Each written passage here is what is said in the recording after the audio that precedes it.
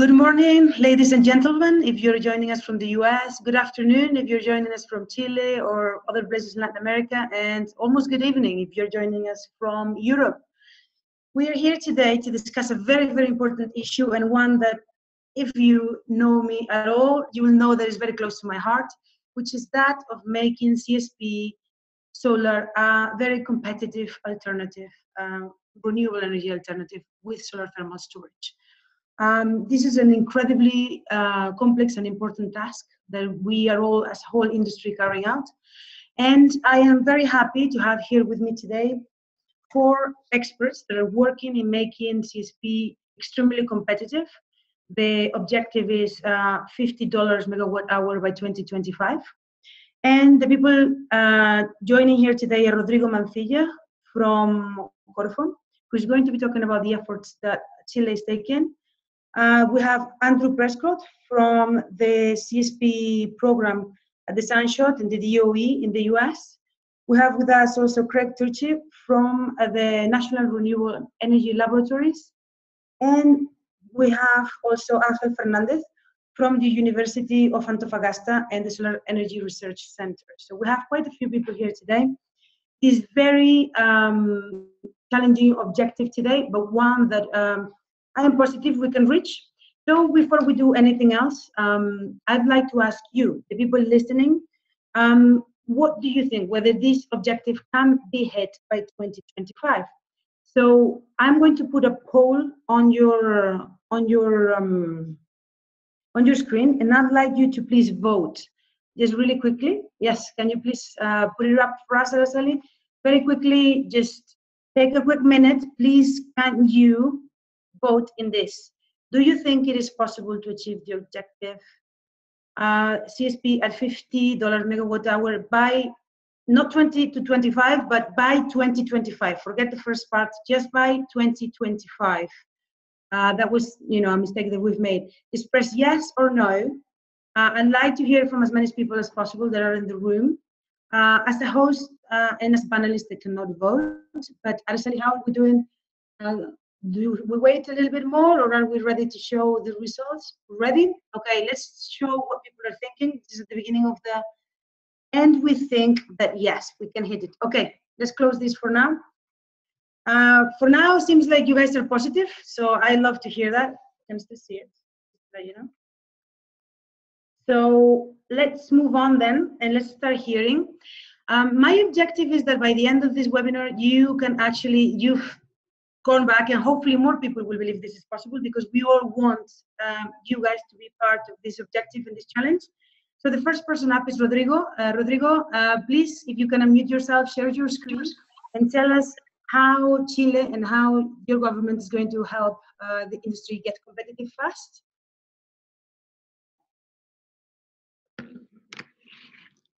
Hello, everyone. Can you hear me? I'm already online, yes. Yes, we can hear you, and we can see your screen now. Okay, great. So you are more optimistic than the people that participated in the last webinar that came mostly from Chile. So that's great news for us. So first of all, I'd like to thank everyone. We have a lot of people already online, and we think that in the coming minutes are going to be even more people participating in the webinar. So this is showing the great interest that many people have in terms of the huge development that we've seen in our power industry in Chile, and also the interest in the opportunities that as a country we have to continue this path. So before starting, I'm going to give a really brief presentation about what we are doing here in Chile. First of all, I'd like to introduce myself. As Belén said, I'm Rodrigo Mancilla. I'm the head of the Chilean Solar Committee. This is a public agency that is in charge of putting in place our solar strategy or solar roadmap, which is focusing mostly in developing a local industry in the country. So for those who don't know well about what is happening in Chile nowadays, let me tell you that we've seen in the last 2 to 3 years a lot of development in solar, mainly in PV. So we have a really small energy matrix that in total has something around 23 gigawatt of installed capacity in total, and of that, close to 1.7 gigawatt is coming from PV. In terms of energy, last month, close to 5% of the total electricity that was generated in the country came from PV. So we are reaching a point in which we are becoming a really solar matrix, and that's good news. However, we perceive that this development is helping us to have more green electrons, but not much more. So we believe that we can do much better than that. So the projects are built using foreign labor, the projects are built using foreign technology that are not really well suited necessarily for our climate conditions. And we think that we can change that, and CSP could be like one of the answers to help our country and to help our companies to be part of this solar revolution in the world. So before going into detail in the presentation, I'd like to ask also the people. So this is not a poll, but it's a question that I hope that you can elaborate and think during this presentation. So in the last 2 years, we've talked with a lot of people in Chile, with the many stakeholders. We've tried to see what is going to be our future in solar, and we decided to be, from my point of view, really conservative in terms of saying that we can be part of this solar revolution and try to do something small here and that. But in the last 6 months, we have started to think differently, and we believe that we can become a really leader player in the world, and mostly or mainly in CSP. So the question is, do you think that Chile can become a global leader in solar energy, specifically talking about CSP? Well, we believe that we do have the chance to be a leader, and I'll try to explain what we think about that. So in the last few months, we've seen several publications that have highlighted the amazing natural resources that we have in the north of the country, mostly in the Atacama Desert. So we were in the front page of the Washington Post. There was a journalist that came to Chile to see what is the reality of the solar amazing resources in that place, and he convinced himself that we are also in the best position to lead, at least in CSP. We also appeared in the Financial Times. In the coming weeks, we are going to be appearing in The Economist, and this shows that there is a lot of hype about what Chile can do in this revolution. So we are not talking only about solar, but also about the future green industries of the world, electromobility, energy efficiency, and so on. So this is, we believe, for a really simple reason. So we say that we are somehow in a kind of a perfect storm. We are in the perfect moment to be participating in the revolution of renewables, energy efficiency, and also electromobility. So 2 months ago, we had a chance to participate in the Berlin Energy Transition Dialogue, in which one of the main activities was the launch of a study, a joint study that was performed by the International Energy Agency and also by the International Renewable Energy Agency, which proposed that what should be the role of the renewables in the energy transition. So the study compared the case in which the countries accomplished their Paris commitments which still are going to be insufficient to meet the target of keeping below the 2 degrees Celsius in global warming. So one of the conclusion of that study is the following. So first, the renewable energy share should be duplicated by 2030. So from something close to 18% to 36%. Also, by 2050, should increase at least up to 65%. So the share of renewable energy should increase. At least they say something close between 65% to 70% of the total energy should come from renewables, which in terms of the different technologies, in the case of CSP, this is going to be the installed capacity of CSP should rise up to 720 gigawatt of installed capacity. Nowadays, we have in the world close to 5 gigawatts. So the growth that we are going to be seeing in the coming years of CSP is something that give us a lot of hope in terms of what can we do in CSP. In the case of photovoltaics, the installed capacity should be by 2050 more than 6,000 gigawatt.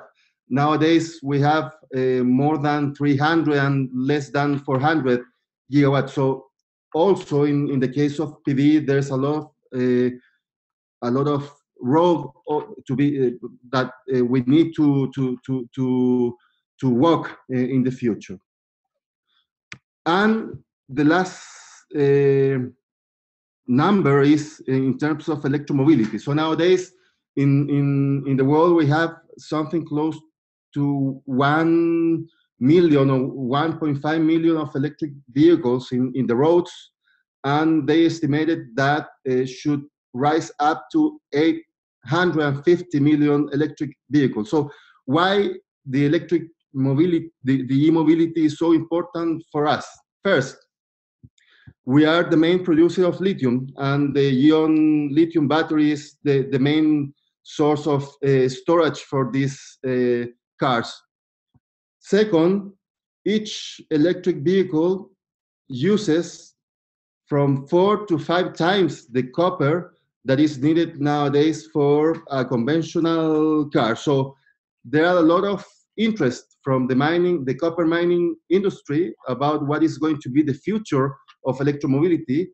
And there is one of them that is maybe the most important, BHP Billiton, that last year said that renewables, energy efficiency, and also electromobility will drive the future of the demand for copper. So, and also for lithium. So our perfect storm, we have a singularity.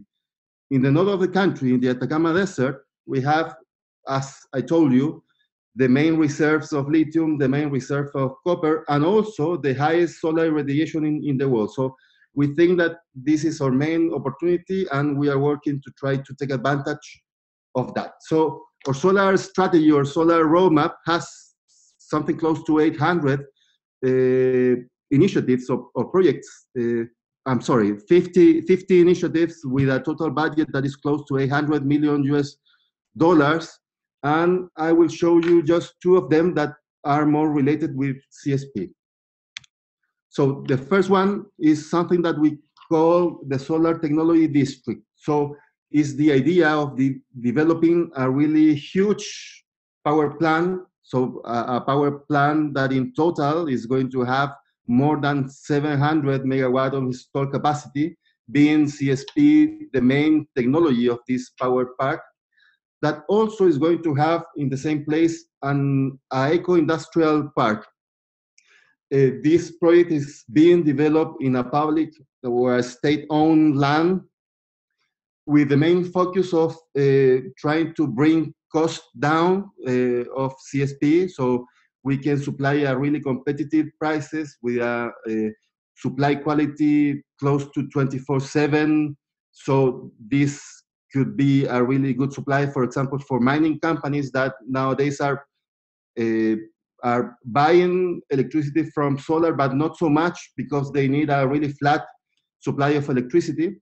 And also it's going to have a technology mix to, as I told you, to bring costs down. So we are focusing nowadays in 4 pillars in this project. We are working with the GIZ and also DLR to mapping the CSP value chain and to see what are the main possibilities for local companies to be part of this industry, supplying in a competitive way the components that this technology needs. We are also working in the site development. So as I told you, we have something close to 26,000 hectares already that are reserved by the National Asset Ministry. We are performing a lot of study, geotechnical, topography, environmental, and solar resource study, and so on. In terms of financing, now we are proposing this project to be financed by the climate change funds. The first one is the Green Climate Fund. So today we have a meeting with our Treasury Ministry to put this project in the first place in the proposal for the GCF. And finally, the energy supply. So this electricity is going to be sold to mining companies in the north of the country, but also to the eco-industrial park that we are planning to build in the same place. So schematically, this is how it should look, this power park. So this is only for purposes of trying to understand what is the concept.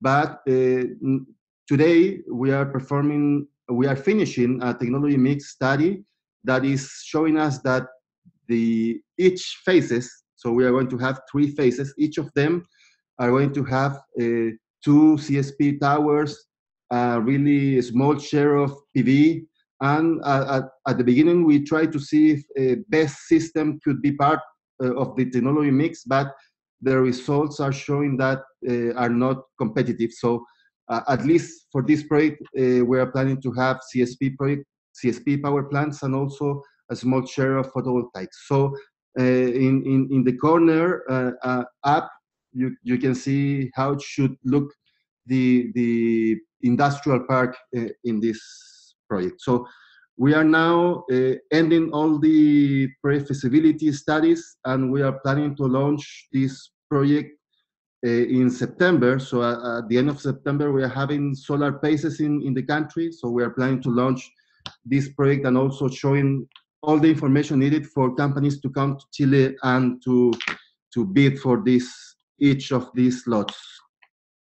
So the impacts of this project are estimated to be in terms of total investment, something close to $4 billion in terms of employment, 3,000 in the construction phase, 300 during operation of this power park and power generation park, and also a lot of employment coming from indirect employment. So, and also has a big impact in terms of the reduction of emissions. So we've estimated something close to 800,000 ton CO2 equivalent tons.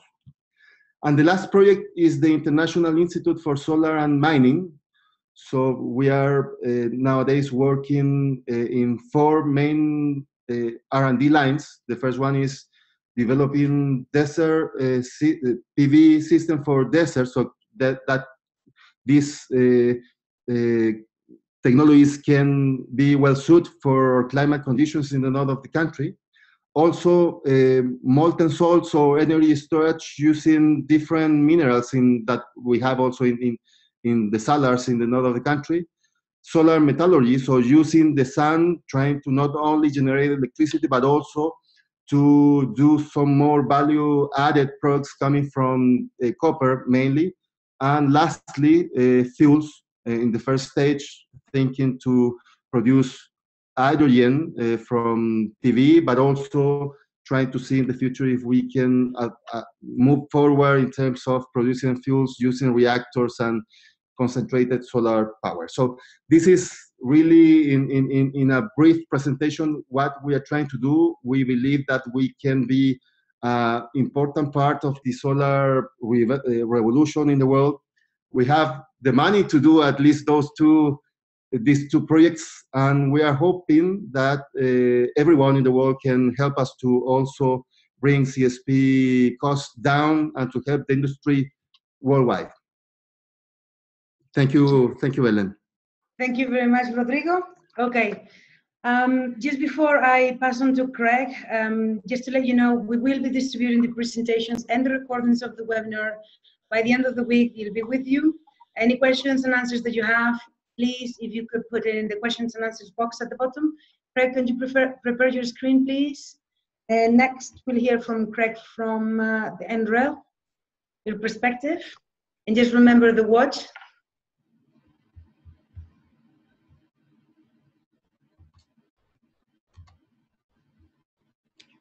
Ended up at the end of the presentation.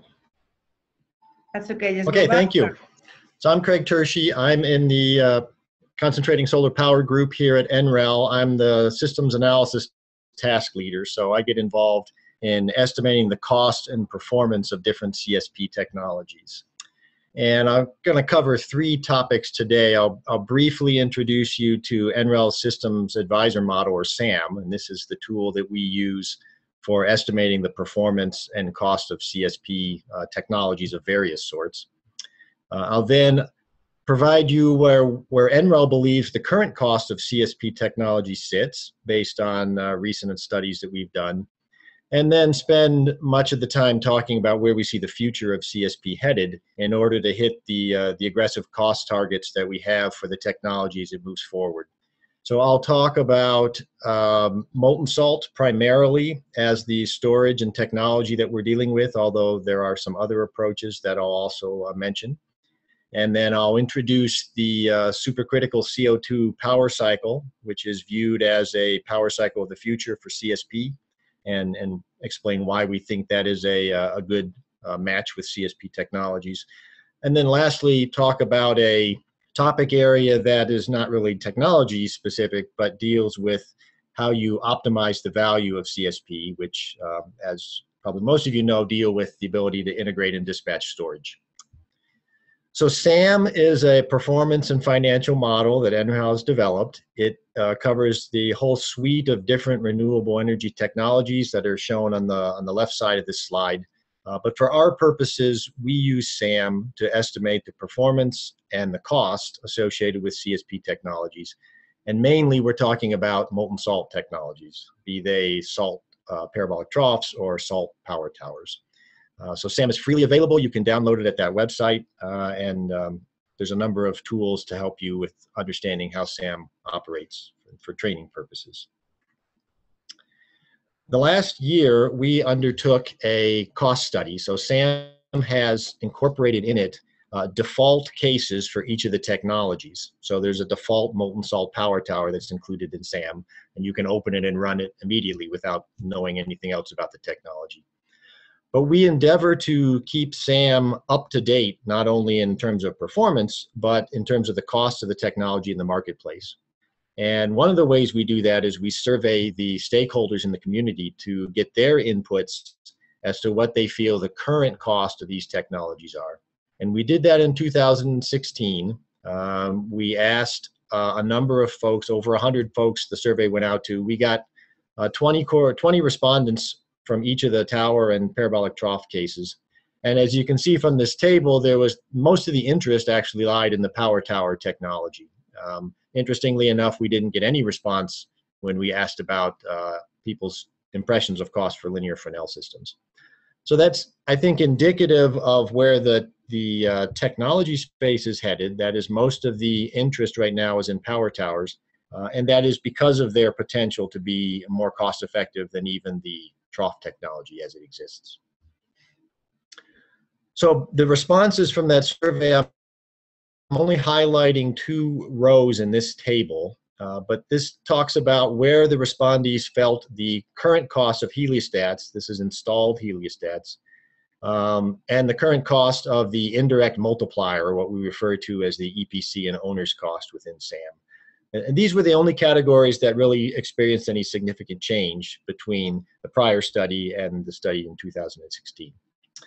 And Andrew will go into this in more detail, but the thing I want to point out is that the prior cost for heliostats in SAM was estimated at $170 per square meter. And based on the response from the survey, we lowered that to $145 per square meter, which is continuing a trend that we have seen over the past several years of reduction in the cost of the solar field, which is a major component in the overall cost of the technology. The other slight change we made was increasing this indirect multiplier, and that is indicative of a situation where people are more comfortable right now with the trough technology in terms of the ability to estimate the cost of trough systems. And so they view it a little bit more risky in the building and deploying power tower technologies, which is to be expected for a newer technology. Slide 6 just gives you some sense for the variation in the responses we had to heliostat cost. Most of the respondees that responded said that our cost of $170 a square meter was about right, but you can see that we had people say, no, that's way too high, and we had other people say that that cost was way too low. So there's a great deal of debate right now in the development community about where heliostats are headed. But we do have a number of developers that are confident that they're continuing to bring down the cost of heliostats. So slide 7 is the summary of our update. And what I want to point out here is that SAM has specific configurations within it. And so we've got the trough, parabolic trough case, the molten salt, and the direct steam tower are the ones I'm highlighting here. And when we do the analysis of these 3 technologies, the one that ends up with the lowest LCOE, or levelized cost of energy, is the molten salt power tower. And that, despite the fact it's got a higher installed cost, it's generating more power. So overall, in the US, our estimate for this technology today is at about $110 per, that should be megawatt hour, I'm sorry, that's a typo there. So $110 per megawatt hour, or 11 cents a kilowatt hour, is our estimate for the current cost. And so you can see the future for CSP is to bring these costs down by about a factor of 2. Within the US, the DOE's SunShot program is pursuing what we're referring to as Generation 3 CSP technologies in 3 different technology columns. And that's shown here as the molten salt, falling particle as the heat transfer and storage media, and the use of gas phase heat transfer fluids. And each of these has their own advantages and challenges associated with them. And then overriding the choice of heat transfer fluid is the requirement for bringing down the cost of the collectors, which is the yellow band across the top, which goes across all technology spaces, as well as the need to deploy more efficient and less expensive power cycles. And I'll talk about the supercritical CO2 Brayton cycle as a opportunity to fulfill that requirement. So I'm going to spend the next couple of slides talking about molten salts and where that technology is headed, and then briefly touch on the particles and the supercritical CO2 Brayton cycle.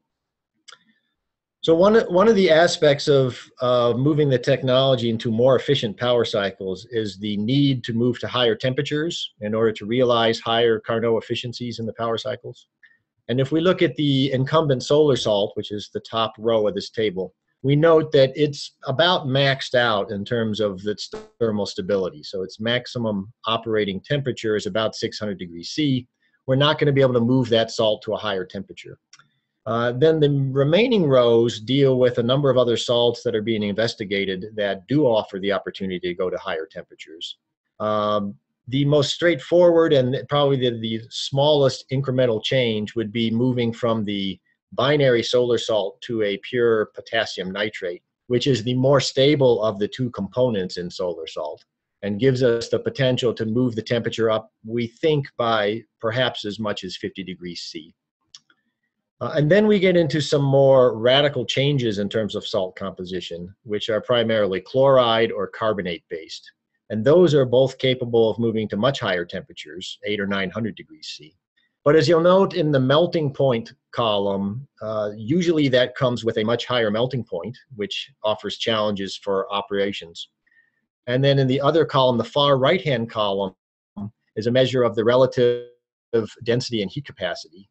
And the relative rho CP, as I'll call it, gives you an indication of how large the tanks have to be, how much salt you need, and how large the tanks have to be in order to have the same amount of energy storage. And the other thing you see here is that these numbers generally are lower than solar salt, which is not what we'd like to see, as we'd like to be able to get the same amount of energy into smaller tanks. So there are challenges here, and one of the things I'll point out is that these salt compositions would in almost every case be better if we could incorporate lithium. You'll see the final salt, the ternary carbonate salt, includes lithium, but lithium carbonate and lithium chloride right now is relatively expensive. And so even though we love its physical properties, the cost of it needs to come down if it's going to be competitive in the marketplace as an option. So the next table just summarizes the benefits and challenges associated with moving to these additional salts. The potassium nitrate, as I said, offers small benefits, but also relatively small challenges. So it's a good, it's a movement in the right direction, but not clear if it's going to get us as far as we need to go in terms of efficiency. The chlorides in general are very stable and low cost, particularly the magnesium chloride blends, but they have a high melting point, require larger tanks, and have the corrosion issues associated with working with a chloride salt that need to be addressed. In contrast, the zinc chloride actually has a low melting point, which is good, but it does not bring the cost benefit with it that the magnesium chloride does. So there's a clear trade-off there. And the zinc chloride also has a measurable vapor pressure, which can add some complexity to dealing with that salt. The carbonates is a very well understood salt because it's been used extensively in molten carbonate fuel cells.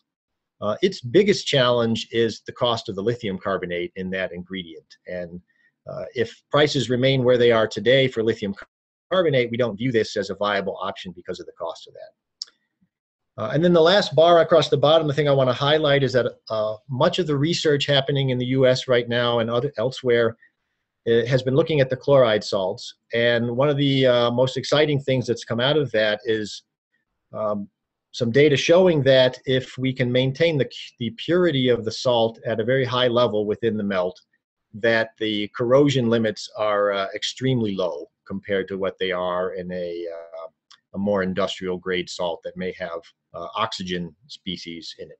So that's an important consideration as we move forward. I want to touch briefly just on the particle power tower design. This is an alternative to molten salts, which brings with it a lot of advantages in terms of not having to deal with corrosive freezing salts. The particles can be very inexpensive. However, you have to deal with now handling a solid media instead of a liquid media for your heat exchangers. The biggest challenge here is designing a new receiver that would use a falling particle design, as well as being able to design efficient heat exchangers to transfer heat from a moving particle into the fluid, in this case the fluid being the supercritical CO2 power cycle.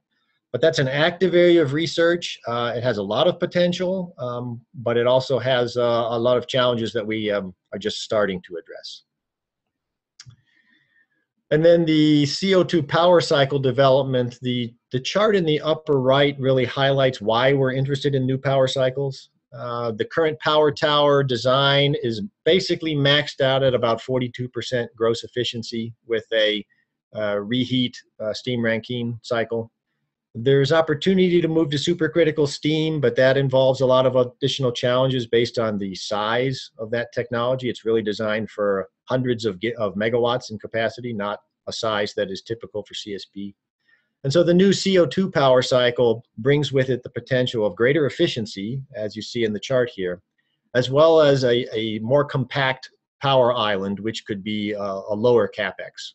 And so recognizing that the Department of Energy here in the States has just announced a $100 million cost-shared program to build and demonstrate a 10 megawatt version of the CO2 power cycle. So we're very optimistic about the ability of this power cycle to play with CO2 as a heat source in the future.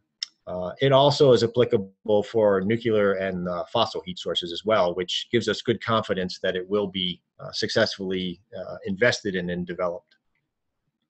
And then lastly, an area that is really not technology so much as in operations and understanding the technology that we're dealing with.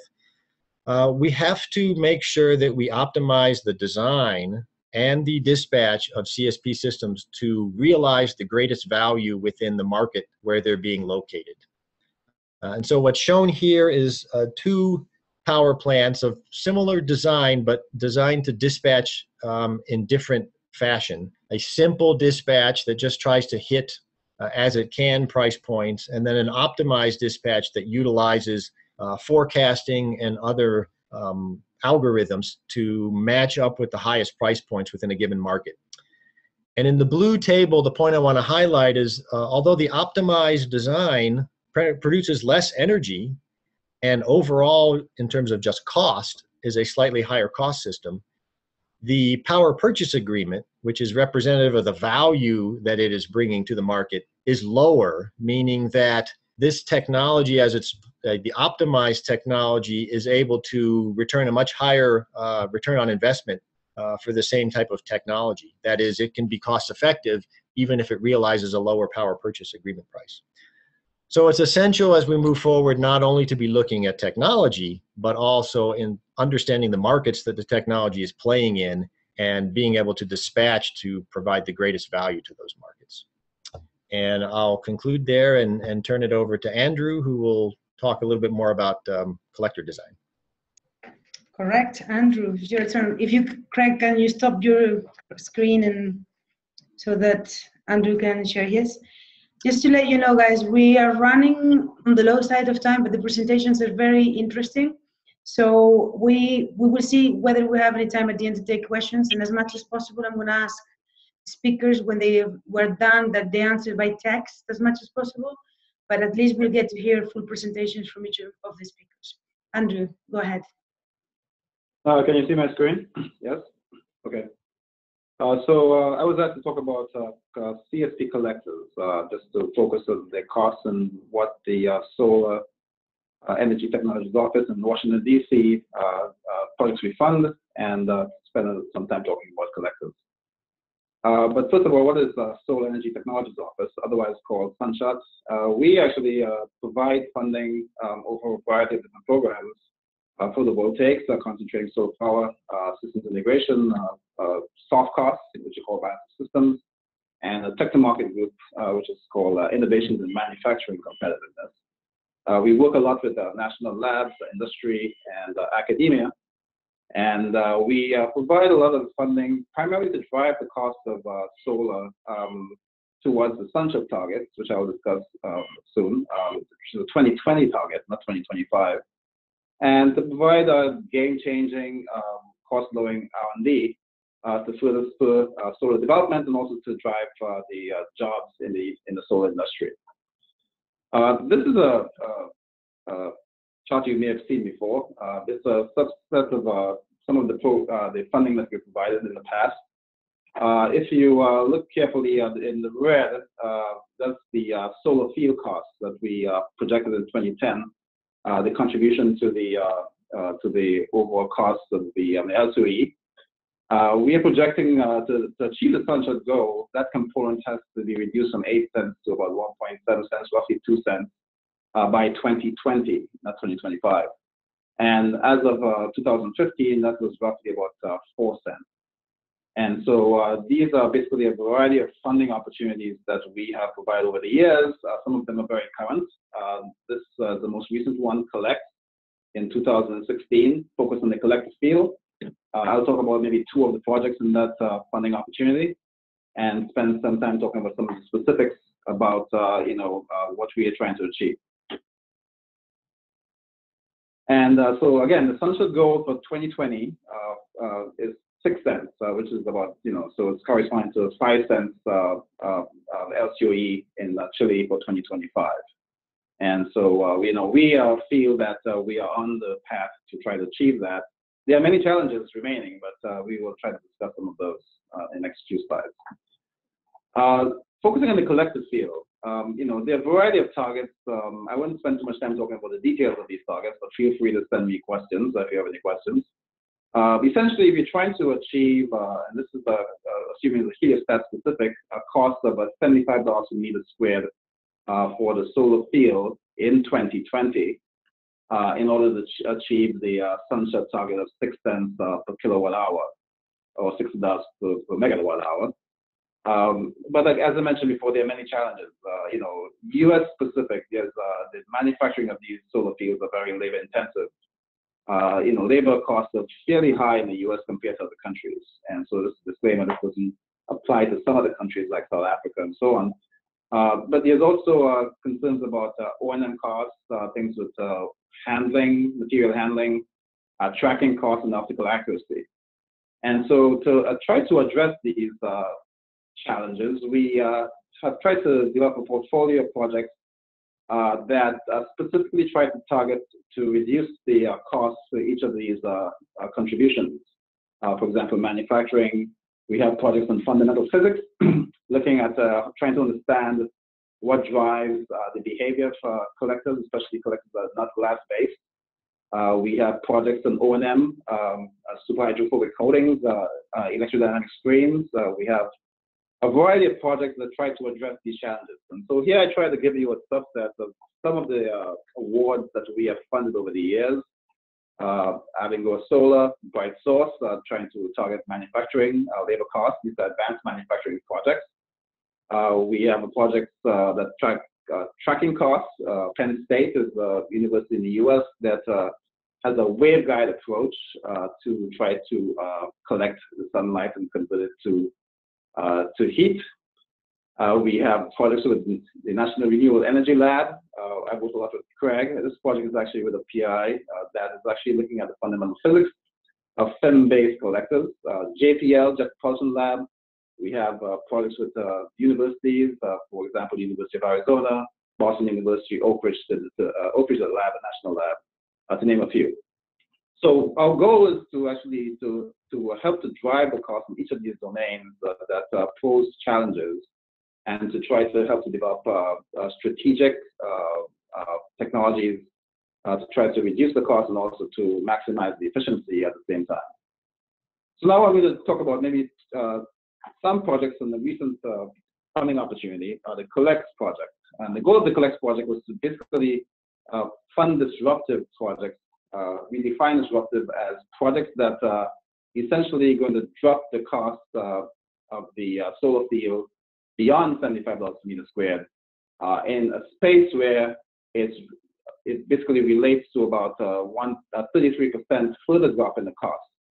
So for example, for a power tower, the heliostat cost for 2020, the projection is $75 per meter squared. We think we can actually fund disruptive projects to get us to try to reach as low as $50 per meter squared if you're assuming heliostat. But again, there's a cost collection efficiency, relationship and a contrast ratio that helps us to basically find projects that not only hit the annualized collection efficiency of the heliostat, but you could have a variety of different types of projects to help us to try to achieve the SunShots goal. Here are two projects. One is the green parabolic trough collector. That's a project that we funded recently, and it's a company called Sun Vapor. And so the goal of that project is essentially to drive down the material and assembly costs of traditional parabolic trough collectors. This is not heliostat. This is actually using a special grade of wood called Douglas fir, and changing the topology of the collector to try to see if we could significantly reduce the cost of the collector itself. This uses a friendly material, as I mentioned before, it's Douglas fir, and it's basically 15% cost of steel. And we believe that it's a very innovative project that takes a different look at how to manufacture parabolic trough collectors. We have another project in the portfolio, and the purpose is the Niche Heliostat project. It's a linear Fresnel collector project. This is a Hyperlight energy. So this is a later stage project. Hyperlight uses a lightweight, low-cost material to basically hold the mirror surfaces in position. The primary bearing surface is a waterbed, and it's enclosed and fortified by low-profile walls. and the waterbed is a commodity pond liner. It's a very, very low cost approach, and so we fund projects like this also. So in a nutshell, we are not very we are technology agnostic. We don't say we're going to focus only on heliostats. We focus on heliostats, troughs, linear Fresnel, and any other type of soil type collector that can help to achieve the SunShot target. We are open to funding. In addition to this, we think, and to address the issue of cost, we think, addressing the first question, that 50 cents by 2025 is specific to Chile, especially since Chile is one of the countries that actually, have a large pipeline. So of course, the USA and Spain are basically the market leaders for the CSP. But of course, Chile and China are catching up, right? And so, Solar Reserve, as you know, has a variety of projects that they believe that can help to achieve the SunShot goal, and also target maybe the Chilean goal. Solar Reserve has the project in Copiapo. It's a 240 megawatt project. They believe, that they could achieve close to $63 per megawatt hour. So that's getting towards the SunShot goal, and also that could possibly get close to the Chilean goal. They also believe that they have a project in Nevada in the U.S. that actually they claim that it will also have a lower cost than natural gas power plants. So to answer the question, SunShot is very optimistic that with aggressive funding, we could achieve the cost that you guys are talking about today. And so by doing the projects that I mentioned in the portfolio earlier, we believe adjacent technologies, for example, glass point solar, those type of applications will further increase the deployment. We believe by continuing to use advanced manufacturing, especially for labor intensive and high cost labor markets like the US, we think that could also address the reduction in cost of the solar field. That's all I have today.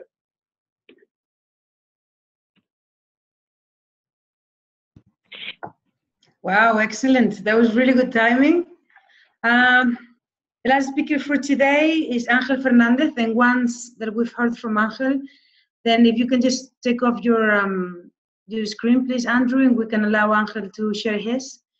After that, we'll see whether we have any time for questions and answers. We are doing as best as we can, trying to answer them from the question and answer box by text. Angel, you ready? Here we go. Yes, here we go. Hi, in my presentation, I would like to tell that what we are doing in Chile in order to obtain this objective of $50 per megawatt hour and the challenges for thermal energy storage. I would like, I would like to start with this slide. We are comparing this objective with the SunShot goal, fixed in 6 cents per kilowatt hour, and what we need to do if Chile wants to obtain this 5 cents per kilowatt hour objective. And I think that we need to obtain more or less this price, and in my case that we are working on thermal energy storage, we are trying to obtain a final cost about 0.8 cents per kilowatt hour. The main advantage in Chile are the raw materials present in the Atacama Desert and the higher radiation that we have in the north. Okay. In this slide, you can see all the raw materials that are present in the Atacama Desert. We are trying to develop new molten salt and trying to obtain new formulation for thermal energy storage. As you can see, we have a lot of sulfates, carbonate, of course, nitrate. And from Antofagasta University, we are trying to develop new molten salt for thermal energy storage. Right now, our bet is the proposal of lithium nitrate as thermal energy storage material. The main property that we are obtaining with this additive, we have a low melting point The thermal stability of the molten salt is also increased. And the key point is the heat capacity of this salt. And we think that we can store more energy in a lower volume. And the corrosion potential is also an advantage because the corrosion that we are obtaining with this ternary molten salt containing lithium nitrate is lower compared with the binary solar salt. The main handicaps that we have are viscosity and the cost of this salt. The viscosity is we are testing this salt, and viscosity is more or less similar to binary solar salt currently used in this technology. And the main problem, I think, is the cost. Of course, we know that the CSP technology is going to higher storage temperatures. So in the Atacama Desert, we have also different carbonates and chloride that could be used for this new generation of CSP plants. In this slide, you can see the results that we are obtaining in this ternary and quaternary molten salt containing lithium nitrate and calcium nitrate. And at this time, we are focused on the last mixtures containing 30% of lithium nitrate. And the world temperature range that we are obtaining is about 120 to 696 degrees. Viscosity, as I mentioned before, is more or less the same compared with the solar salt. Corrosion is a great property in this ternary salt, so corrosion is lower. So we could think in use an expensive material for the containers. And the key point is the energy density that we are obtaining with this formulation. So we could store more energy in a lower volume and use low quantities of salt in the tanks. In Antofagasta University, we have a molten salt loop in order to test this formulation in a large volume. This is the final configuration. It's a 1 ton of capacity tank, and the idea is flow the salt through the pipes and check what is the minimum temperature that this new molten salt is flowing, what is the minimum temperature flowing correctly without decomposition, and what is the maximum temperature without decomposition, okay? In the upper part, we have a dynamic corrosion setup in order to study the corrosion in a more realistic test and check what is this corrosion with the salt flowing through the pipes, okay? This time we melt 800 kilograms of salt, and as you can see at 160 degrees, more or less, the salt is liquid. So I think that this is a good result for us. And the main handicaps are the higher cost, and there are not industrial companies able to produce lithium nitrate in a large amount. That's the reason why we are working with Albemarle Corporation. It's an important company present in the Salar de Atacama that is producing different lithium compounds, and our objective is produce this lithium nitrate in a first stage from the brines in the Atacama Desert and avoid all the lithium batteries market, and trying to propose a lithium nitrate with a low cost, okay? We have performed different economical studies, taking into account the higher radiation that we have in the north of Chile and the thermal properties of this ternary molten salt containing lithium nitrate. And as you can see, we compare 3 locations, three places. The Atacama Solar Platform is a research place close to Antofagasta, the south of Spain and California in US. And, well, the results for the LCOE are more or less in the range that we are trying to obtain, about 8 cents per kilowatt hour. So the LCOE for the CSP plant on the Atacama Desert would be 30% lower. Finally, the conclusions, we think that these off-TTs could be obtained using these lithium-based salts. We are increasing the world temperature range, and we are confirming these properties in a large scale in this pilot plant. But lithium nitrate production is necessary, and also, of course, we need to perform more accurate studies, conversion, of electricity generation cost and performance. And that's all. You actually were the fastest of all then. We still have a few minutes, I guess. That's, I'm very happy right now. Well done. I just wanted to see whether there was any questions there pending that maybe we can answer live now. There is one question for Craig here. Thanks for the interesting presentation. It says, what about the liquid metal alternative as a heat transfer fluid, sodium, for example? Thanks in advance, it says. Craig, do you want to answer that slide? Yes. Sodium has been considered as a heat transfer fluid, and there's active work in Australia that's pursuing that. Sodium, as the person who asked the question probably knows, is an excellent heat transfer material, much better than any of the salts that we've been looking at. But it comes with it some safety constraints. And the U.S. program has decided not to pursue sodium, although there are others in the world that are doing that, and I think it is an appropriate heat transfer fluid option. Well, we have had a lot of questions, but you guys have been doing such a great job, because actually we had an hour max and we're literally 3 minutes away from it. So I don't know if any of you wants to give any, I know, Rodrigo, you've had a million questions and I can see your hands up. So do you want to give us a little bit of maybe tie up of what people have been asking and the answers?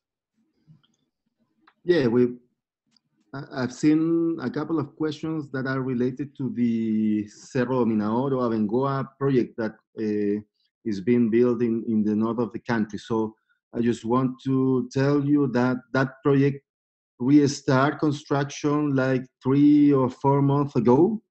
So nowadays we have a new company that is called Cerro Minahor, and it's a joint venture between EIG, that is an investment fund, an American investment fund, and also Abengoa is participating, but as a EPC contractor. So this project should be, at least the photovoltaic part of the project should be connected to the grid in the next month. And we are hoping that the CSP tower should be online by 2019. So the project already restarted construction. We are really happy that we're going to have the first CSP tower working, operating in the next 2 years.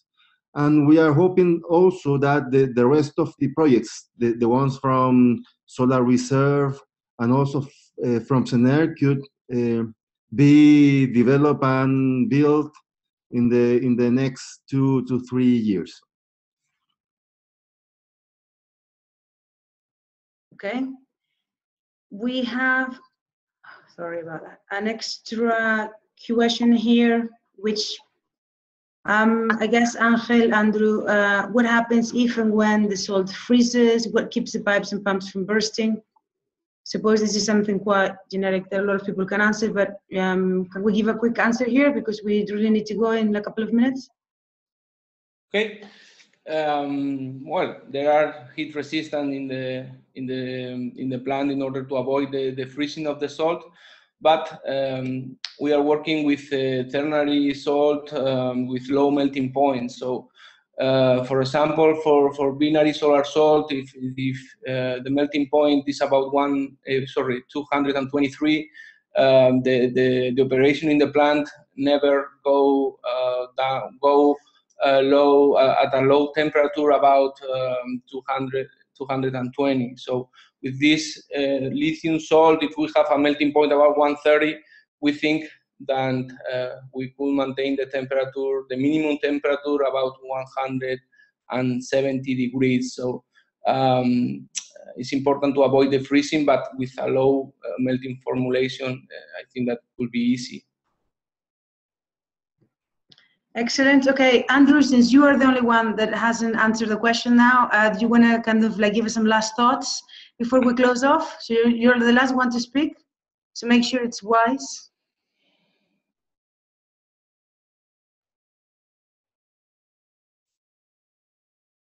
I had to unmute myself. Yeah, sure. I saw a question about, first of all, the how to decide between using parabolic trough and I guess that means the power tower plant. I mean, that's a specific question for a company that is familiar with the power tower, which is much higher temperature, much higher efficiency. And I think, that's something that I can't answer. It depends on the developer who's doing it. Some developers take less risk with the parabolic troughs. Those are much more developed and commercialized, so it depends on the developer. But the final thoughts, I think, specific to CSP, I think, as Craig had mentioned, the solar program in the U.S., we have funded a lot of projects in all of the subsystems for CSP. There remain some challenges for, the source for very high temperatures. There remain some challenges for reducing the cost of the collectors, which are still the largest contributor to the cost of the plant. We have projects on thermal storage. We have projects on power cycles. I think, if you want to get a sense of what we are doing, I would suggest that we go to our website. It's energy.gov/SunShots. It should be in the slides I presented. And you will get a flavor of all the different types of projects that we fund. And, so if you have any questions, you also could reach out to us. Okay, well, we don't have time for more. I've just seen that somebody launched a question. Oh, Rodrigo's like putting his hand up. I'm going to have to let him speak. 1 minute. 1 minute. Okay. We have connected like the biggest or maybe the rock stars in CSP. We see Eduardo Zarza and also David Kearney here. So thank you. You are the one that has brought CSP to the world. So help us to continue this path. Thank you. Yes, correct. We have some heavyweights. We have a lot of other good friends through the years. You know who you are: Eric, Giuseppe, Raymond, Rodrigo, Bill. These are just some of the names that I could easily identify that you are connected right now. Thank you very much, all of you, for being there. Also, thank you very much to all our dear speakers, Rodrigo, Craig, Andrew, and Angel. One of our attendees called Xavier was saying, "Oh, we should do more of this." I do agree, we should. There's a lot of information that we can all learn. We appreciate all of you being here. We understand that this is a challenge, but together, I think it is one that we can definitely reach. Thank you very much for your time, and I hope to see you soon again. Thank you. Thank you.